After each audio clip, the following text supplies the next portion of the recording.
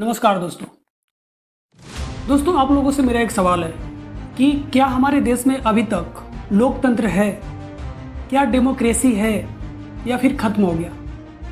दोस्तों आप लोग ये बोलोगे कि यार ये क्या बात कर रहे हो, डेमोक्रेसी तो है ही, हमारे देश में रेगुलर चुनाव होते हैं, जो नेता जीतता है वह सरकार चलाता है।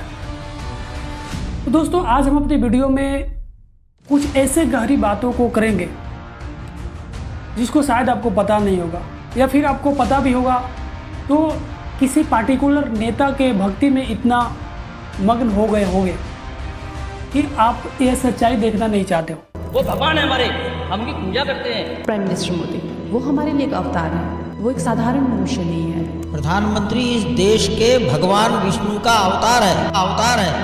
या फिर आप उन लोगों में से हो जिसको यह लगता है कि मोदी जी के द्वारा किया जाने वाला जो भी काम है वो गलत कैसे हो सकता है, मोदी जी ने किया है तो सही होगा, या फिर उनसे आप इतना मोहब्बत कर बैठे हो कि उसका कोई हिसाब नहीं। मोदी हमारा पति, हमारा भाई, हमारा बाप, हमारा गुरु है। आप सब बोलिए, क्यों आपको लगता है कि मोदी जो और योगी जी वो विकास दे पाएंगे जो और कोई नहीं दे? हम उनके पर दिल दे बैठे हैं। तो दोस्तों बात कर लेते हैं डेमोक्रेसी की। क्या होती है आखिरकार डेमोक्रेसी। दोस्तों कुछ लोगों को यह लगती है कि रेगुलर चुनाव होने से चुनी हुई सरकार जो जाती है, केंद्र में सरकार चलाती है, तो हमारे देश में डेमोक्रेसी बहाल है अभी तक। दोस्तों अगर हम बात करें साउथ कोरिया की, तो साउथ कोरिया में भी रेगुलर चुनाव होती है, वहाँ की भी सरकार चुनी जाती है, लेकिन अंतर सिर्फ इतना है कि वहाँ के लोग अपने मन से किसी भी कैंडिडेट को वोट नहीं डाल पाते हैं। वहाँ के लोग जो सरकार होती है, सरकार के द्वारा जो कैंडिडेट बहाल की जाती है, सरकार के द्वारा जो कैंडिडेट खड़ी की जाती है, उन्हीं लोगों को वोट डालना है, उन्हीं कैंडिडेट को वोट डालना है। लेकिन इनकेस अगर कोई भी व्यक्ति उस कैंडिडेट को वोट नहीं डालता है तो सरकार के द्वारा उन लोगों को किसी भी सरकारी नौकरी से बर्खास्त कर दिया जाता है, या फिर उन लोगों को देशद्रोह साबित कर दिया जाता है, देशद्रोही साबित कर दिया जाता है। दोस्तों ये मैं नहीं कर रहा हूँ, वहाँ का रिपोर्ट कर रहा है। दोस्तों आगे बढ़ते हैं और बात कर लेते हैं रसिया की। तो दोस्तों रसिया में भी रेगुलर चुनाव होती है, लेकिन आए दिन खबर यह आती है कि पुतिन के खिलाफ जो भी कैंडिडेट खड़ा होता है, किसी भी कैसे भी करके उसको डिस्क्वालीफाई कर दिया जाता है, चुनाव लड़ने से रोक दिया जाता है, या फिर उसको मरवा दिया जाता है। खबर आती है कि वो मारे गए। दोस्तों अगर बात करें अपनी इंडिया की, तो दोस्तों चुनाव जो होना चाहिए फ्री एंड फेयर तरीके से होना चाहिए। और फ्री और फेयर तरीका होता क्या है, तो दोस्तों आप लोगों को मालूम होना चाहिए कि जो फ्री जो होता है चुनाव कराने का तरीका, कि उसमें किसी भी तरह का अड़चन नहीं डाला जाना चाहिए, किसी भी तरह का वोट की चोरी नहीं किया जाना चाहिए, किसी भी तरह का धांधली नहीं किया जाना चाहिए। अगर बात करें फेयर की, तो फेयर मतलब आप लोग यह समझ सकते हो कि फेयर मीन्स क्या, कि कोई भी एक पार्टिकुलर नेता को, किसी भी पार्टिकुलर नेता को बढ़ा चढ़ा के पेश नहीं किया जाना चाहिए, बेसिकली इलेक्शन कमीशन के द्वारा।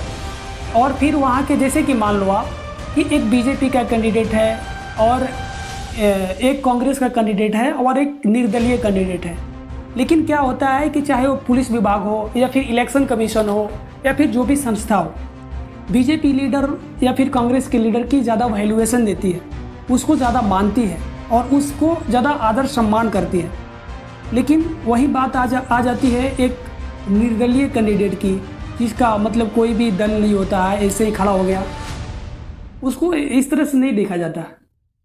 इसी के चलते फ्री एंड फेयर तरीके से हमारा जो भी इलेक्शन हो उस तरह से होना चाहिए। लेकिन आप लोगों को मालूम होना चाहिए, ये अब पिछला बार चुनाव हुआ ना अभी चंडीगढ़ मेयर का, चंडीगढ़ म्यूनसिपल कॉरपोरेशन मेयर का चुनाव होता है, और उस चुनाव में बीजेपी और इंडिया फाइट कर रही थी।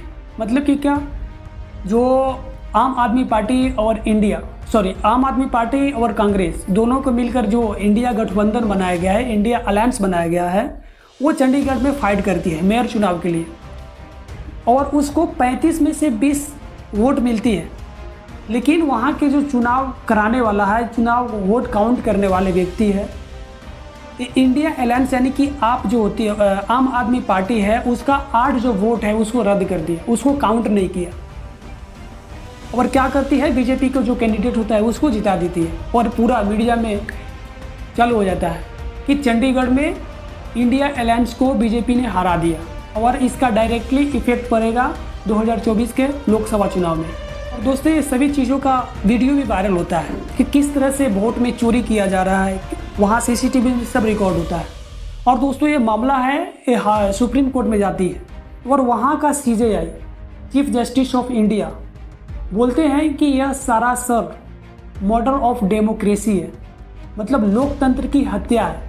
और आखिरकार जो सही ढंग था, मतलब कि क्या आम आदमी पार्टी के जो कैंडिडेट है उसको जीत करार दी गई सुप्रीम कोर्ट के द्वारा। लेकिन दोस्तों ज़रा आप सोचो कि अगर वहाँ पे CCTV कैमरा नहीं होता तो क्या जीती हुई सरकार, जो जीती हुई मेयर वहाँ का मतलब कि जो भी है चला पाता?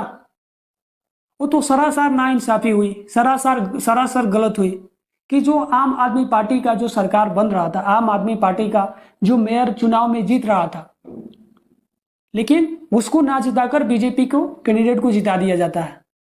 दोस्तों बात करते हैं इसी मंथ का, फरवरी 2024 का, जहां 3 अनजान व्यक्ति ने जो कंट्रोल यूनिट होता है EVM का, इलेक्ट्रॉनिक वोटिंग मशीन जो होता है EVM होता है, उसका कंट्रोल यूनिट होता है, उसको चुरा लेता है। वो कहाँ से चुराता है? शाश्वत जो तहसील है, शाश्वत जो ऑफिस है, वहाँ से उसको चुरा लेता है पुणे में। तो दोस्तों ये क्या मतलब, ये सरासर एक मजाक है यार। इलेक्शन कमीशन क्यों नहीं इस पर पूरी पुख्ता एक्शन लेता? अगर मान लो कि अगर इलेक्ट्रिकल जो कंट्रोल यूनिट, जो EVM का कंट्रोल यूनिट ही अगर चोरी कर लिया जाए तो जो जनता है उसके चुनाव जो वोट दिया गया है कैसे होगा? बीजेपी को वोट दिया कांग्रेस में चला गया, या कांग्रेस को वोट दिया बीजेपी में चला गया। तो ये सरासर जनता के साथ मजाक चल रहा है और इस पर जो इलेक्शन कमीशन को है सख्त एक्शन लेना चाहिए, क्योंकि इलेक्शन कराने का रिस्पॉन्सिबिलिटी, जिम्मेवारी इलेक्शन कमीशन की ही होती है। और जब इलेक्शन कमीशन इस तरह से नज़रअंदाज करे तो फिर किस तरह से हमारे देश में लोकतंत्र बहाल रहेगा? कब तक सुप्रीम कोर्ट अपना डिसीजन देते रहेगा, हस्तक्षेप करता रहेगा? लेकिन अगर CCTV नहीं है, कोई पुख्ता सबूत नहीं है, क्या कर सकता है कोई? और दोस्तों इलेक्शन कमीशन पे ये आरोप आज से नहीं लग रही है। 2019 चुनाव से पहले नरेंद्र मोदी जी के द्वारा भी इलेक्शन कमीशन पे सवाल उठाया गया था। हाँ, नरेंद्र मोदी जी 2019 का जो लोकसभा का चुनाव था उससे पहले उनके द्वारा सवाल उठाया गया था कि इलेक्शन कमीशन ठीक ढंग से काम नहीं कर रही है, वो ठीक ढंग से चुनाव नहीं करवा रही है। आप कहोगे कि यार कांग्रेस ही केवल इलेक्शन कमीशन पे सवाल उठाती है। भाई साहब 2019 की लोकसभा की जो चुनाव हुई उससे पहले उस चुनाव में प्रधानमंत्री नरेंद्र मोदी जी के द्वारा भी ये सवाल उठाया गया था। और बिहार के एक बहुत ही मतलब कि क्या बोले कि एक अच्छे और प्रतिष्ठित नेता प्रशांत किशोर, उनके द्वारा तो यह भी कहा गया कि जो इलेक्शन कमीशन है this is the extension of BJP party.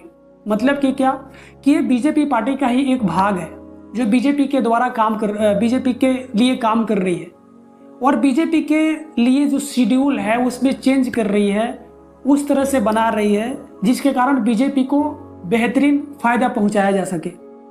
दोस्तों इलेक्शन कमीशन का एक डायरेक्शन होता है, एक निर्देश होता है जिसके तहत चुनाव होता है या चुनाव कराया जाता है। उस निर्देश में दोस्तों यह लिखा हुआ है कि कोई भी नेता या फिर कोई भी पार्टी किसी भी आर्मी, नेवी या एयरफोर्स मतलब सेना के नाम पे वोट नहीं मांग सकती है। साफ साफ निर्देश है। लेकिन क्या होता है कि पुलवामा जो अटैक होता है, पुलवामा में हमारे जो वीर जवान शहीद होते हैं, उन लोगों के नाम पे श्री नरेंद्र मोदी जी के द्वारा वोट मांगा जाता है कि पुलवामा में शहीदों के नाम पे आपका एक वोट मिलेगा क्या? जो सरासर इलेक्शन कमीशन का जो निर्देश था उसको चकनाचूर करता है। मैं मेरे फर्स्ट टाइम वोटर से कहना चाहता हूं कि आपका पहला वोट पुलवामा में जो वीर शहीद हुए, उन वीर शहीदों के नाम आपका वोट समर्पित हो सकता है क्या? और यही नहीं, यूपी के CM योगी आदित्यनाथ जी के द्वारा यह बताया जाता है कि जो हमारे देश की सेना है, हमारे देश की सेना नहीं बल्कि श्री नरेंद्र मोदी जी की सेना है। और मोदी जी की सेना आतंकवादियों को गोली और गोला देती है। दोस्तों आप लोग इस बात को समझो कि एक हमारे देश की जो सेना होती है वो हमारे देश की गौरव होती है, वो किसी पार्टिकुलर नेता या पार्टिकुलर पार्टी का वो सेना नहीं होती है, पार्टिकुलर नेता के लिए या पार्टिकुलर पार्टी के लिए काम नहीं करती है, वो हमारे देश की गौरव होती है। लेकिन आदित्यनाथ जी के द्वारा यह कहा जाता है कि हमारे देश की सेना प्रधानमंत्री जी की सेना है, और इस बात पे इलेक्शन कमीशन को कंप्लेन किया जाता है कि आपका जो रूल और रेगुलेशन है, आपका जो निर्देश है, उस निर्देश को चकनाचूर करते हुए ये बात बोली गई। लेकिन फिर भी इलेक्शन कमीशन इस पर चुप रहता है। 21 दिन तक इलेक्शन कमीशन की ओर से कोई एक्शन नहीं किया जाता है, और 21 दिन बाद क्या होता है? Clean chit. चलो भाई ठीक है, कोई बात नहीं। प्रधानमंत्री नरेंद्र मोदी जी को, आदित्यनाथ योगी जी को क्लीन चिट दे दिया जाता है। 21 दिन तक कोई एक्शन नहीं, 21 दिन बाद क्लीन चिट। और दोस्तों यह सिर्फ एक क्लीन चिट नहीं, ऐसे 4 क्लीन चिट्स श्री नरेंद्र मोदी जी को दिया गया है इलेक्शन कमीशन के द्वारा। और दोस्तों अमित शाह के द्वारा तो यह भी बोला गया कि जो राहुल गांधी का चुनावी क्षेत्र है, वो चुनावी क्षेत्र को पाकिस्तान से कंपेयर किए, पाकिस्तान से तुलना किए, जो कि सरासर इलेक्शन कमीशन के रूल के खिलाफ था, उसके निर्देश के खिलाफ था। लेकिन फिर भी कोई एक्शन नहीं, क्लीन चिट। और दोस्तों उसी बीच एक खबर निकल के आती है NDTV के रिपोर्ट के द्वारा कि जो इलेक्शन कमिश्नर जो थे, 5 इलेक्शन कमिश्नर थे जो इस सभी को क्लीन चिट दे रहे थे, उसमें से एक इलेक्शन कमिश्नर वैसे थे जो इस पूरी बातों से एग्री नहीं कर रहे थे, वो क्लीन चिट देने के लिए एग्री नहीं थे। लेकिन उनके साथ हुआ क्या कि उनके बेटा बेटी और पत्नी के ऊपर जो होता है ना, जांच बैठ गई, उनके ऊपर जांच कराई जाने लगी।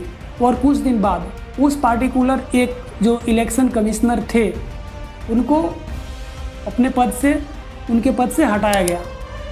तो दोस्तों आप लोग समझ सकते हो कि इलेक्शन कमीशन किस तरह से काम कर रहा है और किस तरह से करवा रहा है। ऐसा लगता है कि इलेक्शन कमीशन किसी पार्टी के, एक पार्टी के ऊपर इतना मेहरबान हो गया है, एक पार्टी के द्वारा इतना बायस्ड हो गया है। तो दोस्तों वीडियो काफ़ी मुझे लगता है कि लंबा हो गई है, इसके आगे बात नहीं करेंगे। अगर आप लोगों को वीडियो पसंद आए तो कमेंट करना कि आप लोगों को क्या लगता है इस पूरी वीडियो में, क्या गलत है क्या सही है। और नेक्स्ट वीडियो भी इसी का पार्ट 2 देखना चाहोगे तो फिर कमेंट करना। वीडियो को सब्सक्राइब कर देना यार, चैनल सब्सक्राइब करना, लाइक करना, अपने दोस्तों के साथ शेयर करना है। मिलते हैं किसी नेक्स्ट वीडियो में, तब तक के लिए जय हिंद जय भारत।